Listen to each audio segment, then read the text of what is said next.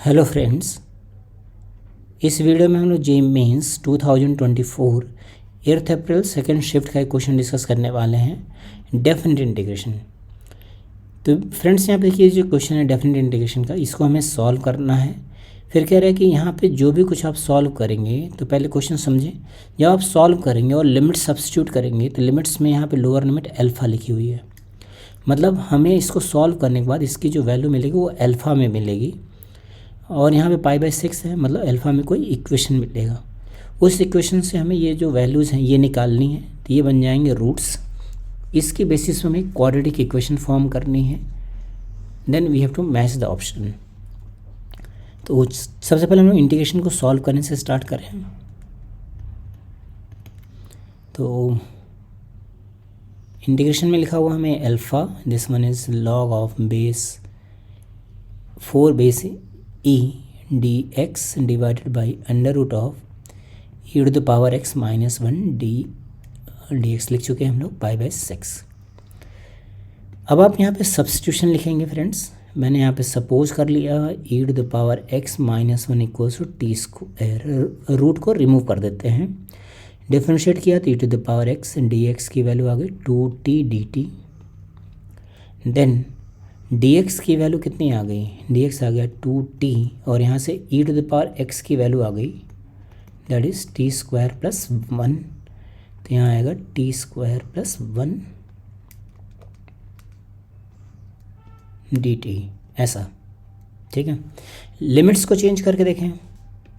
अगर हमारे पास x की वैल्यू अल्फ़ा है तो t की वैल्यू क्या हो जाएगी, root of e to the power alpha minus का 1। अगर x की value log of 4 base e है तो t की वैल्यू क्या हो जाएगी, e to the power log of 4 base e minus 1। थोड़ा अच्छे से लिख लें इसको,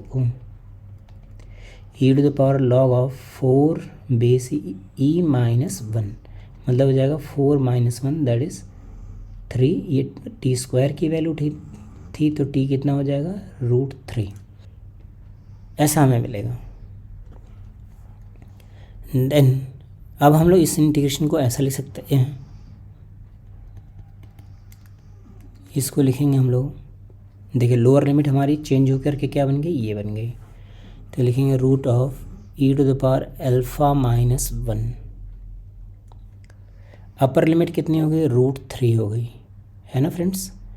और यहाँ dx को रिप्लेस करेंगे तो जाएगा 2t divided by T square plus 1, और ये जो डिनोमिनेटर में था वो बन जाएगा 1/t, और ये बन गया dt। तो यहाँ से ये वाला t कैंसिल आउट।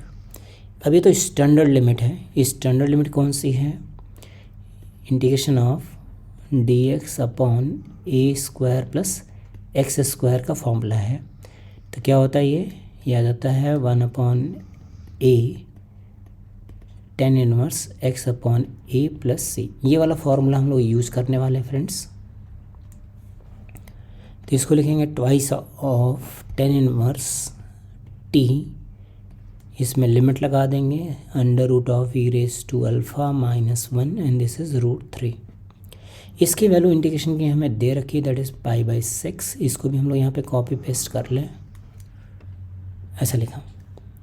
देन दिया जाएगा ट्वाइस ऑफ √3 लिखेंगे तो आ जाएगा π/3, और ये वैल्यू लिखेंगे तो आ जाएगा tan inverse under root of e to the power alpha minus 1 equals to π/6। तो 2 मल्टीप्लाई कर लेते हैं तो आ जाएगा 2π/3 माइनस π/6, और ये इधर जाके क्या बन जाएगा, twice of tan inverse root of e to the power alpha minus 1, ऐसा बनेगा। अब हमें फ्रेंड्स सिर्फ सिंप्लीफाई करना है। तो इसमें हमने 2 मल्टीप्लाई किया तो 4 माइनस π/2 बन गया। π/2 equals to twice of tan inverse root of e to the power alpha minus 1। 2 से डिवाइड कर दिया तो हो जाएगा π/4 equals to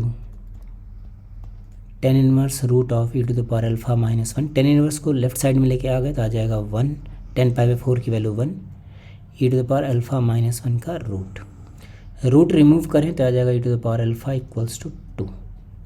E to the power alpha की वैल्यू अगर 2 है,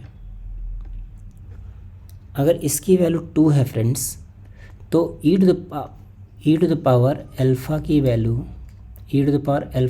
अगर 2 है तो E to the power minus alpha की वैल्यू कितनी हो गई 1/2। तो ये हमारे पास रूट्स हो गए, ये क्या लिखे हुए हैं रूट्स। तो क्वाड्रेटिक इक्वेशन क्या बनेगी, x² minus sum of roots into x plus product of roots equals to 0। तो रूट्स का सम कितना हो गया, यह आएगा 2 + 1/2x and product of roots 2 × 1/2 equals to 0। LCM ले लीजिए तो आएगा 2x² minus 5x plus 2 equals to 0। यही हमारे पास रिक्वायर्ड आंसर हो गया फ्रेंड्स। आई होप आपको समझ आ गया होगा। देखिए इसका ए ऑप्शन करेक्ट हो गया। तो क्वेश्चन तो टफ नहीं है, एग्ज़ाम में इजीली क्रैक कर सकते हैं हम लोग। आई होप आपको वीडियो समझ आया होगा फ्रेंड्स। Okay, thank you.